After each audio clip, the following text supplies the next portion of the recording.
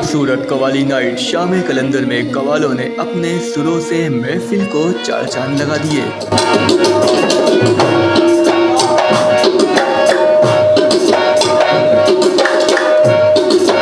नीलम art production की जानिब से होने वाली इस महफिल में सुरों और राग ने सर शाम को खूब गरमा दिया।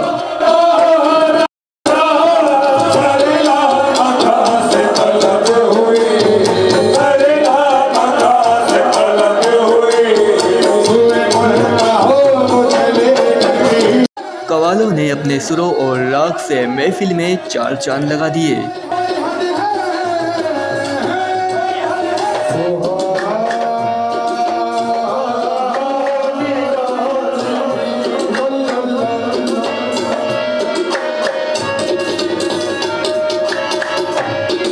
महफिल का आगाज़ शाम 6 बजे जबकि इख्तिताम 8 बजे के बाद हुआ।